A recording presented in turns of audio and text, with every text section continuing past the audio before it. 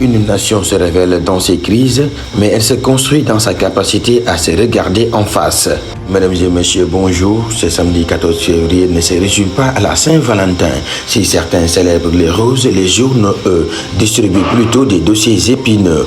Politique sous tension, université en ébullition, insécurité persistante, diplomatie agitée. Ouvrons le bal. C'est parti. Haïti New Dam. Politique, recomposition, exclusion et calcul diplomatique. La scène politique est en pleine effervescence.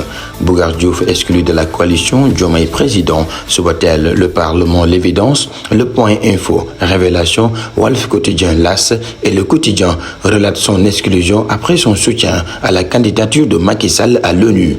Bougar Diouf parle de décision illégale tandis que Waly Diouf Bodian réplique sèchement dans Subatel. Révélation parle même d'installation d'une pensée unique.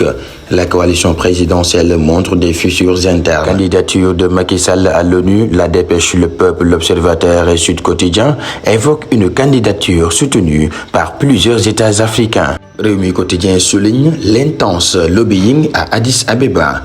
Le Premier ministre Ousmane Sonko est présent au 39e sommet de l'Union africaine. Rapporté par Le Soleil, l'éveil et le verdict. Entre diplomatie et politique intérieure, la ligne est fine, très fine. Rapprochement FDR-PDS, enquête l'informateur, le point info, l'éveil, révélation, confirme des discussions pour un front commun. L'opposition affûte ses armes dans un contexte jugé explosif. Haïti New Dam.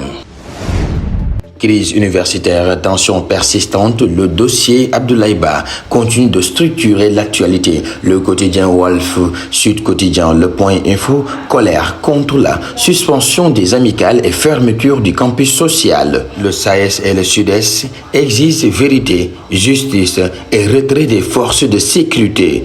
Source A, les députés PASTEF demandent des enquêtes administratives et judiciaires rigoureuses. Dakar Times annonce une manifestation pacifique du collectif du peuple. Le Dakarois remet en question la diffusion d'une vidéo attribuée à Bamba Cissé. L'université reste le baromètre sensible de la République. Haïti New Dam. Sécurité, gang, réseau et dérive. Les faits divers abondent. Cambriolage en série. Subatel enquête. Le Soleil, l'info, le Parlement. Démantèlement d'un gang armé opérant à Dalifort, Pikine et Bel-Air.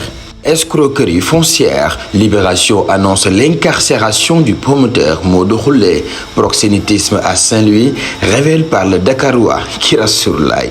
Affaire sensible à Touba et Mbaké, Source A et l'info évoquent 5 interpellations dans un réseau présumé. L'Observateur rapporte un scandale de vidéos obscènes à Thiès. Sénégal. Les journaux dressent le portrait d'une société confrontée à des dérives multiples. Haïti New Dam. Place à l'économie et diplomatie. Sud Quotidien parle d'une fenêtre stratégique pour restructurer la dette. Le Soleil annonce 600 MW supplémentaires pour renforcer la sécurité énergétique grâce au gaz.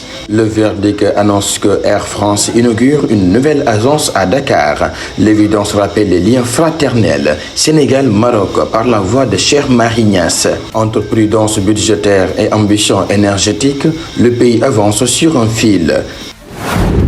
Place au sport. Parlons de la lutte. Source A, Walf Record, L'Observateur annonce le choc.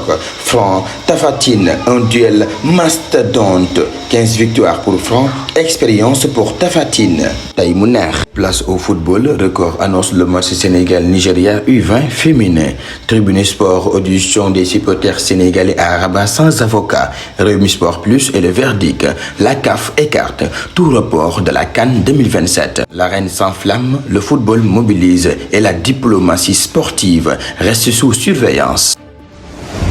Mesdames et messieurs, ce samedi 14 février 2026 expose un Sénégal traversé par des recompositions politiques majeures, une université sous tension, des défis sécuritaires récurrents, une diplomatie stratégique et une passion sportive intacte. La Saint-Valentin célèbre l'amour. L'actualité nous rappelle surtout l'exigence de justice, de vérité, de responsabilité. Car au-delà des coalitions, des exclusions et des combats de titans, ce qui doit primer, c'est la stabilité de la nation et la dignité de ses citoyens. Bon samedi à toutes et à tous, Djangin Dieuf et bonne lecture.